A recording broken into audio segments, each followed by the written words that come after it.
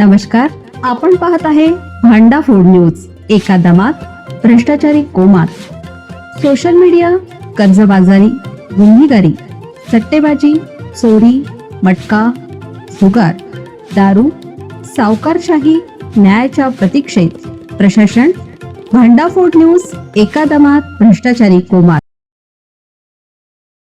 कुणबी प्रमाणपत्र रद्द का झाले? मनोज जरांगेंच्या आरोपानंतर फडणवीसांनी सर्वच सांगितले. त्या आरोपांना थेट उत्तर महसूल मंत्री चंद्रशेखर बावनकुळे यांच्या आदेशानंतरच कुणबी प्रमाणपत्र रद्द करण्यात आल्याचा आरोप मराठा आंदोलक मनोज जरांगे पाटील यांनी केला.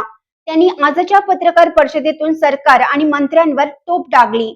बावनकुळे यांनी त्यांचे आरोप फेटाळले तर उद्योग मंत्री उदय सामंत यांनी त्यांच्याशी फोनवरून संवाद साधला. बावनकुळे यांनी त्यांचे आरोप फेटाळले तर उद्योग मंत्री उदय सामंत यांनी त्यांच्याशी फोनवरून संवाद साधला. आता या सर्व वादावर मुख्यमंत्री देवेंद्र फडणवीस यांची प्रतिक्रिया आली आहे. कुणबी प्रमाणपत्र का रद्द झालेत यावर मुख्यमंत्र्यांनी स्पष्टीकरण दिलं आहे. मनोज जरांगे पाटील यांच्या आरोपानंतर फडणवीस यांची प्रतिक्रिया आली आहे. प्रमाणपत्र जेव्हा जात पडताळणी समितीकडे जातं तेव्हा समिती सर्वोच्च न्यायालयाच्या अंतर्गत काम करत आहे. राज्य सरकारचा हस्तक्षेप नाही, कोर्टाच्या आदेशाने करत आहेत. किती प्रमाणपत्र रद्द केले याची कल्पना नाही, पण मोठ्या प्रमाणात वेगवेगळे प्रमाणपत्र येतात. त्यात 10 ते 12% रद्द होतात. नॉन कुणबीही रद्द होतात.